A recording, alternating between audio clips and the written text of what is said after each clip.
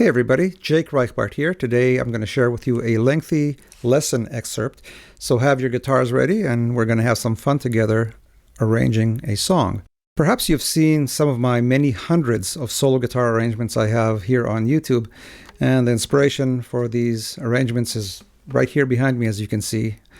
I grew up with these vinyls, and I draw pretty much from any kind of style imaginable from the pop music of the past 100 years, everything from Glenn Miller to Van Halen, Alan Holdsworth to Motown, and pretty much anything in between. Beatles, I have perhaps 25 Beatles song arrangements, 20 Steely Dan song arrangements, same for Stevie Wonder, rock, hard rock, Deep Purple, Led Zeppelin, and of course tons and tons of classic jazz standards from the 40s and 50s, bebop, dance tunes, movie themes. And if you want to learn how to arrange any of these songs for solo guitar, I can teach you. Just like the excerpt that you're about to watch, which comes from a lesson that runs about 90 minutes, I have nearly 200 additional titles, and they are mostly song specific. I enjoy teaching through specific songs because I can show you hands-on how I approach arranging a song.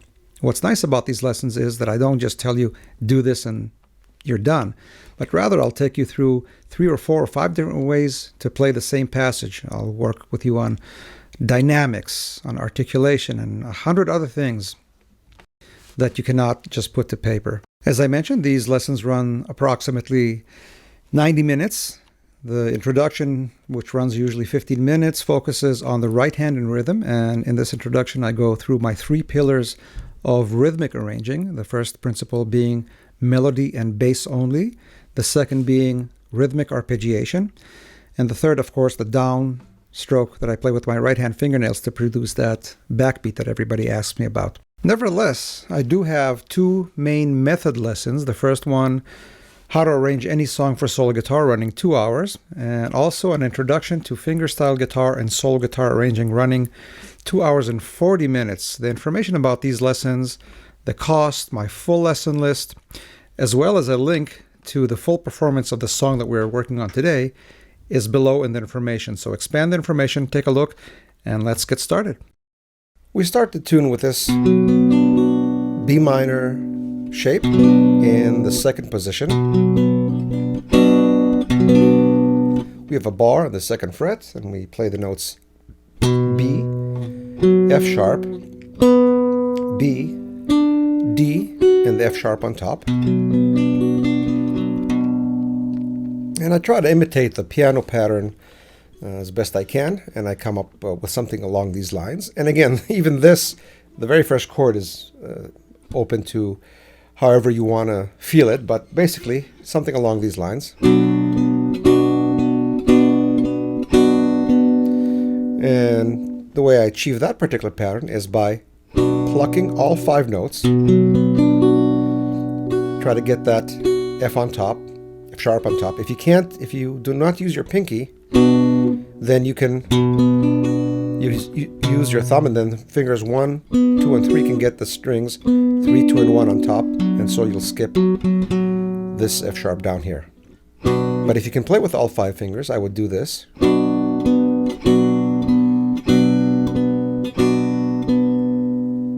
And essentially I pluck all 5, and in between I play this B note that's right in the middle on the 3rd string, 4th fret.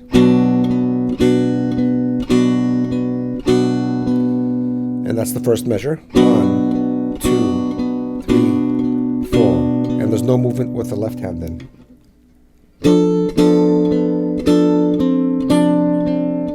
There's a beautiful sound right here. And the way I achieve it is by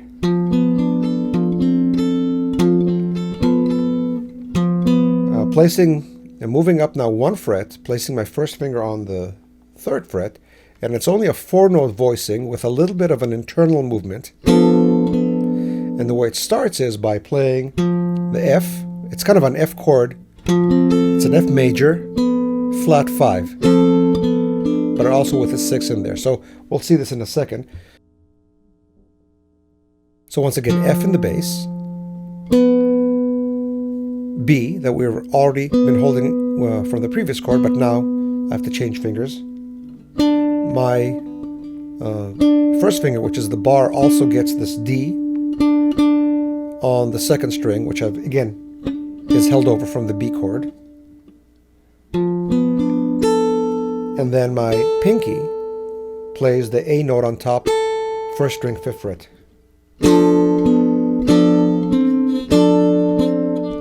Now the general feel remains the same. Da, da, da, da, da, da, da. Kind of the beat and the end of the beat, kind of a swing to ba, ba, ba, ba. But instead of just doing,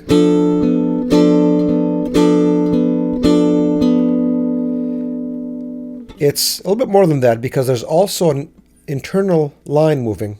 1 and 2 and. I play the 2 and when I play the and, I raise the B to a C on that 3rd string, 4th to 5th fret, and then continue the line to the D that I'm already holding down with my first finger, and then I move back down.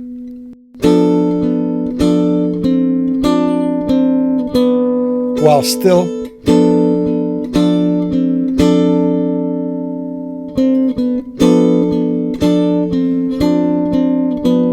and I'm realizing that to emphasize this line towards the end, I let go, or maybe I don't emphasize as much the A on top. I kind of let it ring, but I don't repluck it, because by playing this, it kind of takes away from that middle line. So that works for me. Although you could, if you do it, if you manage to pluck this at a volume that's not high, that works. There, in this case I did play A every time, but then you have the choice of doing it.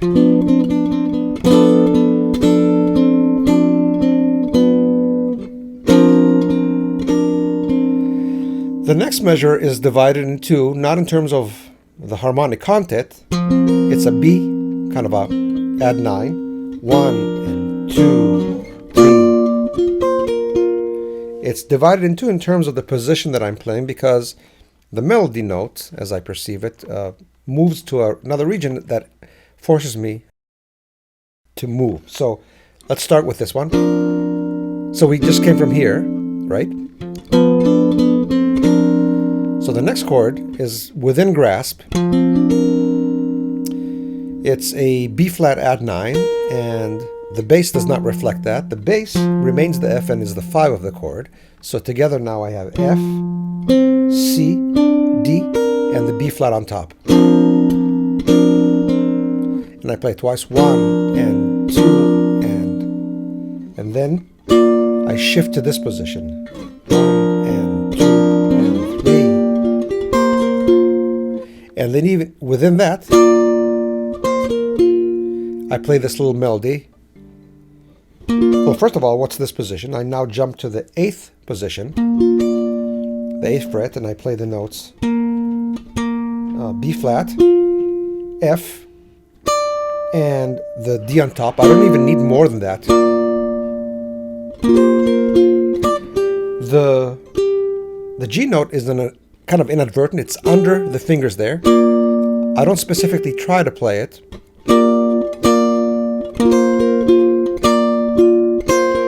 Because it's kind of more of a clean triad, but if I hit it by accident, I don't go nuts over it and it's fine. But otherwise, from here,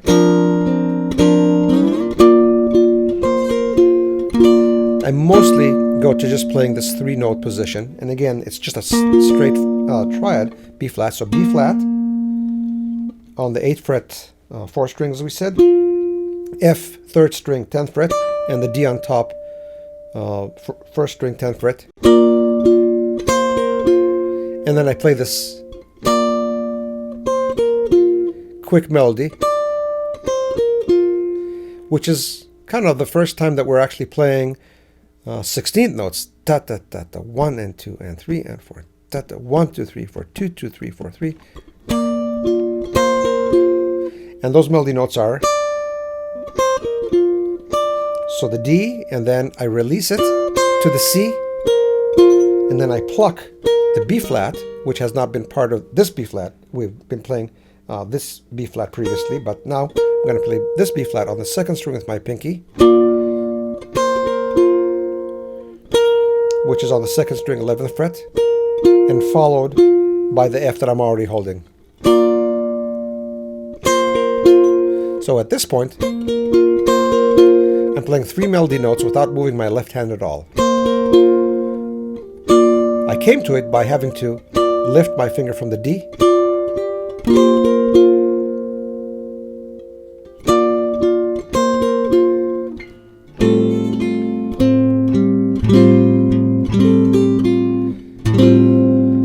This chord is an F, add 9, but with the 3 in the bass. It's interesting because we start with a 5-note voicing to a 4-note voicing, 4-note voicing, 3-note voicing, and this all of a sudden a 6-note voicing. What's the consistency here? There is no consistency. It's entirely not calculated. It's whatever works. That's what I said. There's really no method to what I do. Simply try to find things that work. So anyway,